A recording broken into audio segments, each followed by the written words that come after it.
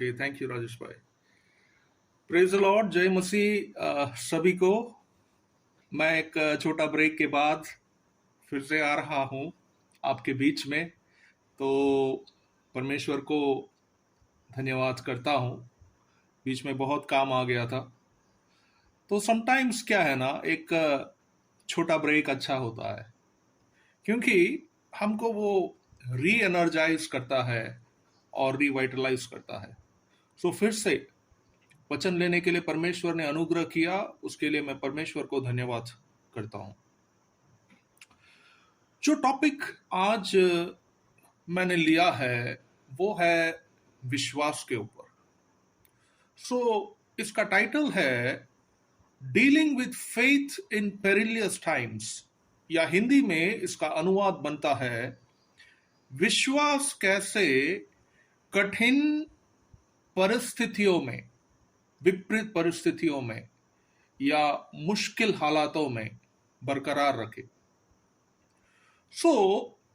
इसको समझने के लिए आज मैं एक स्टोरी में आपको ले जाना चाहूंगा, और हम सब वाकिफ होंगे ये स्टोरी के साथ। आप सब बाइबल पढ़ने वाले लोग हैं, तो मूसा का स्टोरी आप सभी को पता होगा। तो जस्ट टू रिकैप वो स्टोरी जिसमें मूसा ने हीरोइकली जो इज़राइलिट्स होते थे उसको बचाया, उसके लिए मैं आपको एक चीज पूछना चाहता हूं, एक quiz. What did Pharaoh tell his people at that time regarding Hebrew boys? उस समय पे राजा फरो जो रूल करता था इनके ऊपर, वो इब्रानी बेटों के बारे में ऐसा क्या कह दिया था? तो इसका जवाब आपको मिलेगा। आइए खोलिए अपने बाइबल्स मेरे साथ और आ जाइए निर्गमन, एक्सोडस का 1:22। वो ऐसा कहता है कि and Pharaoh charged all his people saying every son that is born ye shall cast into the river and every daughter you shall save alive। निर्गमन का 1:22 कोई हिंदी में मिले तो पढ़ सकता है? ओके, मैं पढ़ता हूँ निर्गमन अध्याय 1 और उसका 22। जी सर। पेज नंबर है हिंदी में 68। मैं पढ़ता हूँ। तब फिरौन ने अपनी सारी प्रजा के लोगों को आज्ञा दी, हिब्रियों के जितने बेटे उत्पन्न हो उन सबों को तुम नील नदी में डाल देना और सब बेटियों को जीवित रहने देना। ओके, थैंक यू रश भाई। देखा, अब इसके बीच में आप समझिए, आप है, आपका परिवार है और किसी ने किसी को सपोज बर्थ दिया और एक बेटा है, और वो बेटे को आपको छोड़ने की नौबत आए, कैसा लगेगा? एक ऐसा हालात हो गया है ना। तो क्या है कि कभी कभी हमारे लाइफ में भी ऐसी ऐसी चीजें होता रहता है, लेकिन ये क्यों हुआ फेरो को ऐसा, वो भी थोड़ा समझना है। देखिए, इसलिए हुआ क्योंकि इज़राइलाइट्स ने इतने नंबर में इंक्रीज हो गए थे, फ्रूटफुल हो गए थे, कि अब इजिप्शियंस सोचने लगे कि ये तो हमसे ज्यादा आगे चला जाएगा, तो बढ़ जाएगा, तो ऐसा विश्वासों में भी होता है।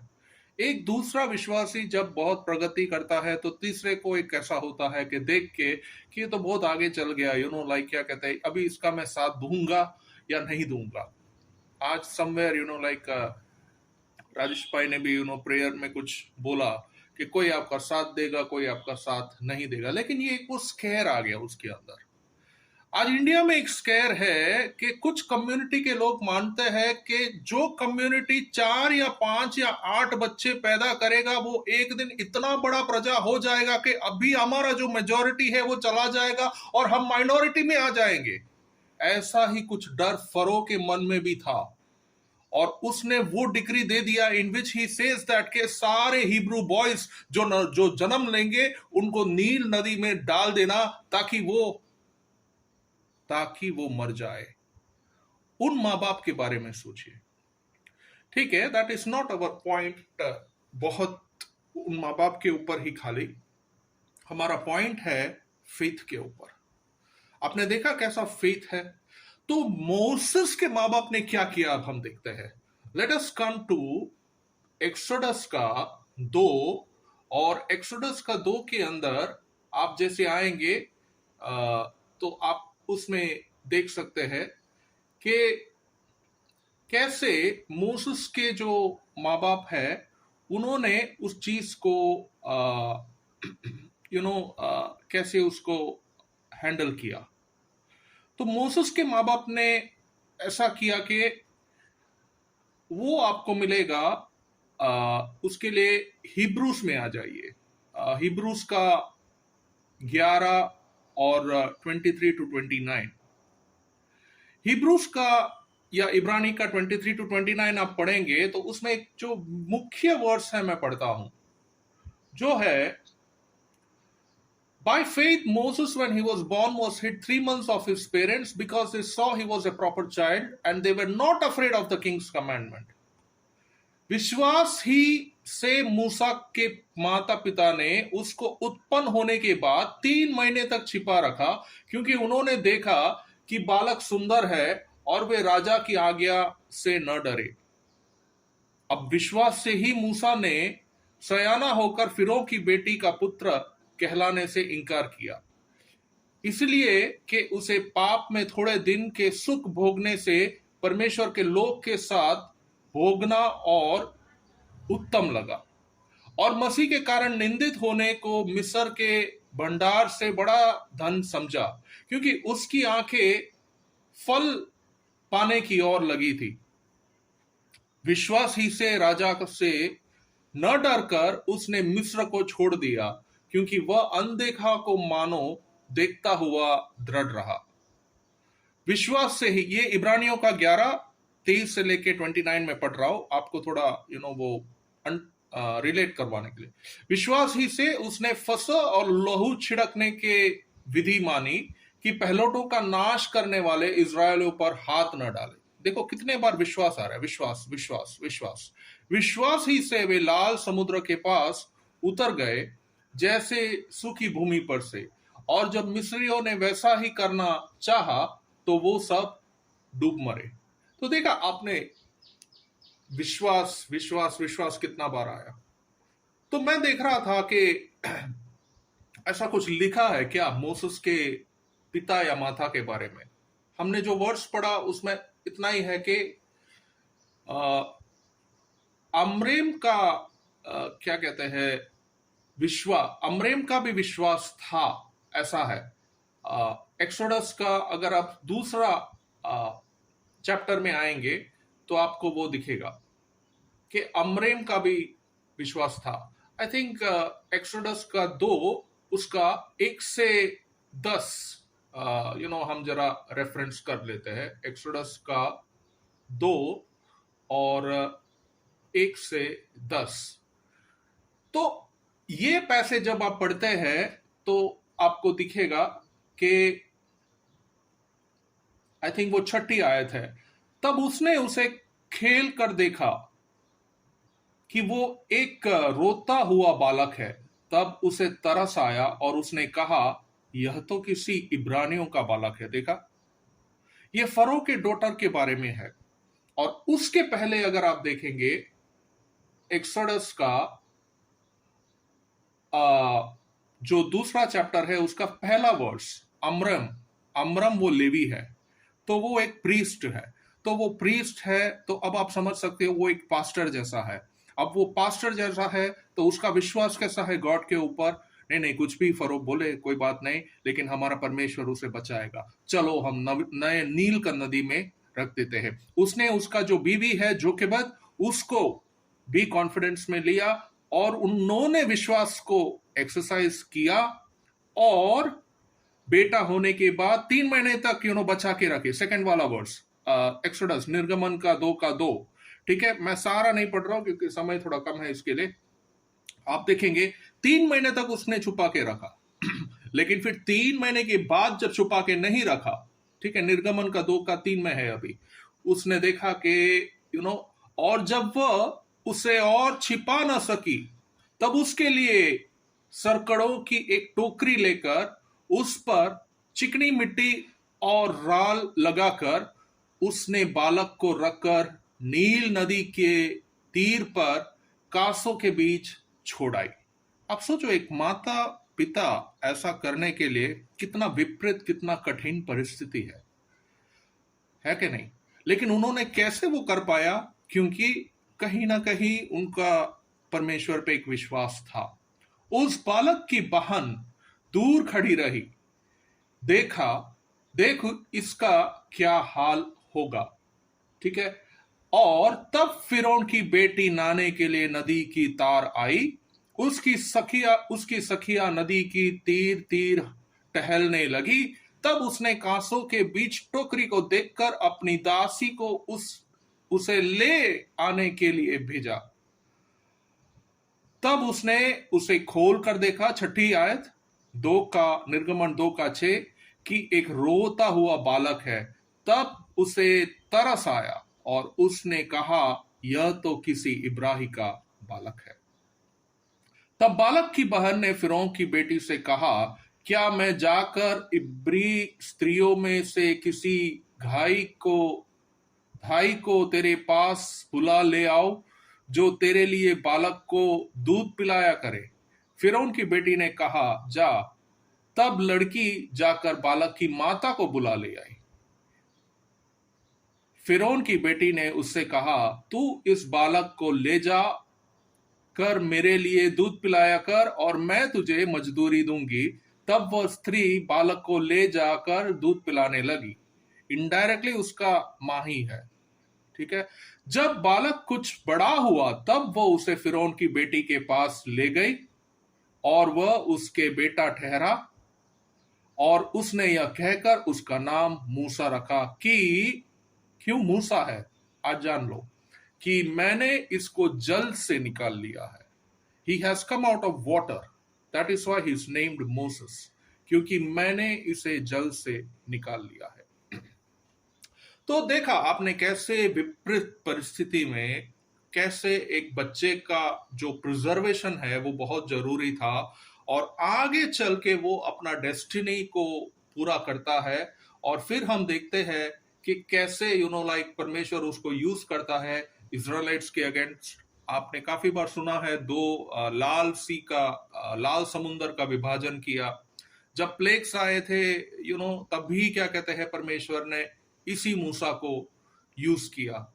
लेकिन ये सब इसलिए हुआ क्योंकि कहीं ना कहीं पहले राजा का जो आदेश था उससे कोई घबराया नहीं। उससे वो अमरम और जोकेबाद जो मोसेस के पेरेंट्स है वो घबराए नहीं। उसके लिए मैं आपको हिब्रू में लेके गया क्योंकि एक्सोडस में शायद उसका रेफरेंस आपको क्विकली ना समझ में आए, तो इब्रानी में आपको उसका रेफरेंस मिलेगा कि मूसा का पेरेंट्स कौन है, और वो इब्रानी का 11:23-29 जो हमने देखा उसके अंदर। इस तरह से मैं आज क्या आपको बताना चाहता हूं कि हमारे जीवन में भी टफ लाइफ में जब सिचुएशंस आते हैं तो हम उसको कैसे लेते हैं। क्या हम नेगेटिव होते हैं? क्या हम पोकर फेस्ड हो जाते हैं? क्या मुझे किसी से बात नहीं करना है, मुझे किसी से लेना देना नहीं है? क्या हम इरिटेटेड हो जाते हैं? क्या हम डिसअपॉइंटेड हो जाते हैं? क्या हम डिप्रेशन में चले जाते हैं? बहुत से मसीह के लोग अलग अलग सिचुएशन से जूझते रहते हैं। परमेश्वर उनका विश्वास कहीं ना कहीं कभी कभी टेस्ट कर रहा होता है। कभी विश्वासी उस सिचुएशन के अंदर ऐसा घुस जाता है कि उसके मुंह से प्रेयर भी करने को डिफिकल्ट हो जाता है, क्योंकि उसका वो फोकस पूरा उस सिचुएशन के ऊपर होता है। और ऐसा सिचुएशन जब आपके ऊपर हावी हो जाता है तब आप उसको कह सकते हैं एक विपरीत परिस्थिति है या एक ऐसा कठिन समय है। अभी गॉड फॉरबिड जो मैं एग्जांपल्स दे रहा हूं थोड़ा एक्सट्रीम है, लेकिन पैसा है, गोल्ड है, राइट, अपने सेविंग्स करते हैं और पता चला कि जिस बैंक के अंदर हमने सेव किया है, अरे वो बैंक ही डूब गया, कैसा लगेगा आपको?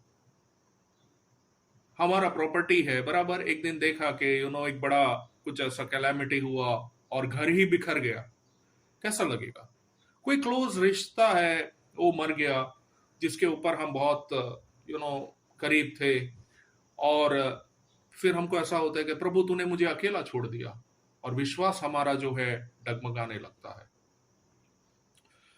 तो ये एक्सट्रीम एग्जांपल्स गॉड फॉरबिड किसी के साथ ना हो, लेकिन ये समझाने के लिए इधर लिया है कि हम रिलेट कर सके कि हम सब जो जीवन में कुछ मोमेंट्स और फेसेस आते हैं, तब हमारा विश्वास कैसा है। और उस समय क्या आप मोसेस के ये पेरेंट्स जो है अमराम एंड जोकिबत, उसके जैसे रख सकते हैं क्या?